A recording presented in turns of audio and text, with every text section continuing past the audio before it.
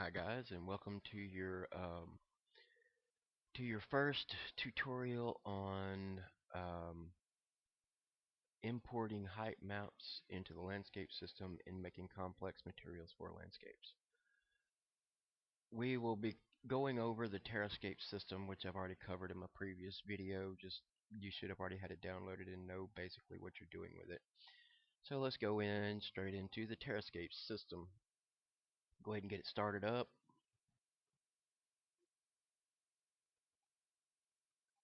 And come in here. We'll go to create new project. Let's go 1009 by 1009, guys. That's usually pretty good, a good sized landscape. I think it's like 4 kilometers by 4 kilometers or something like that. It's pretty large.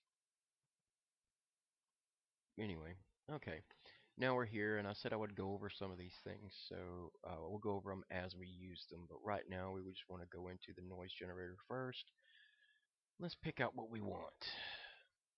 Alright, I like the gradient. You can pick what you want, do whatever.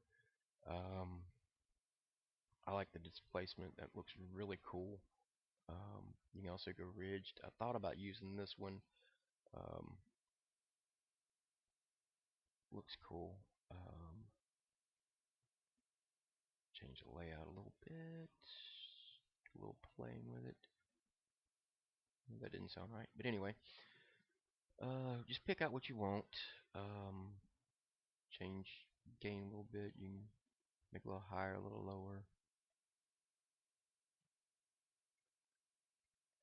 Actually, I'm going to go back to gradient. Displacement. I'm going to go Perlin plus value.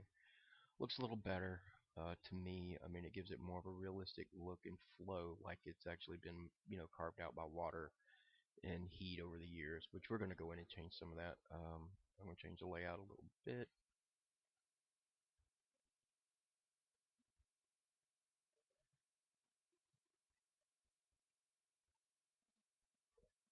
You can change it just a little bit at a time. I like that. And then we'll give it a little bit of gain, not much. There we go. Alright, and offset raises it up. Doesn't change any of the features on it, but it raises it up a little bit. And just click OK. Go ahead and pick out the one you want, the way you like the map, and then click OK. Let it generate. Once it generates, then we're gonna go in and we're gonna change a few things on it.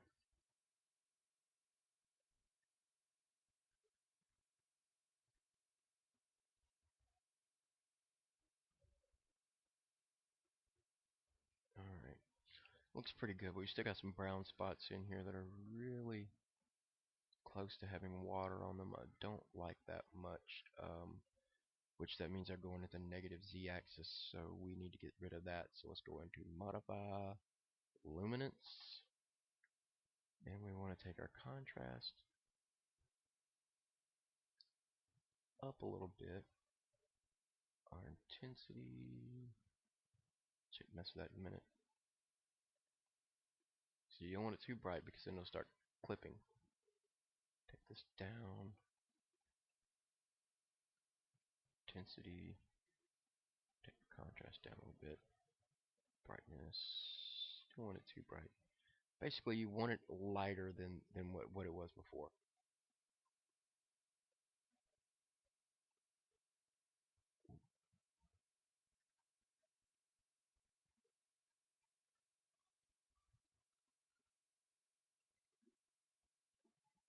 You want the darks, you can see how the darks are lighter. These tops may be a little darker. You want everything a little brighter than what it was before. That way those go away. The drops in the system go away. Because remember, your darks are your downsides. Anything past a 50% gray below is going to be on the negative z-axis. Anything above that is going to be on the positive z-axis, means it's going up.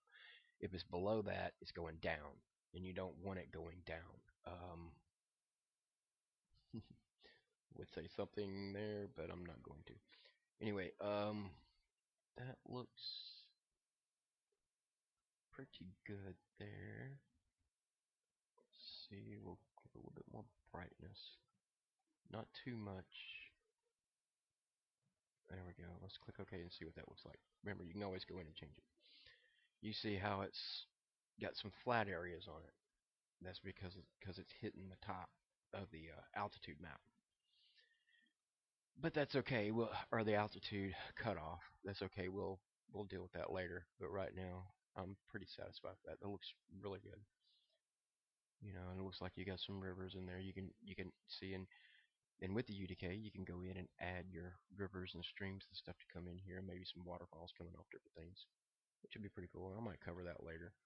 How to do custom waterfalls. I haven't seen any really good tutorials on that. Anyway, once we get to this part, let's go to transform. Let's go to erosion. Erosion, you get your three different sides. You got hydraulic, slope, and thermal.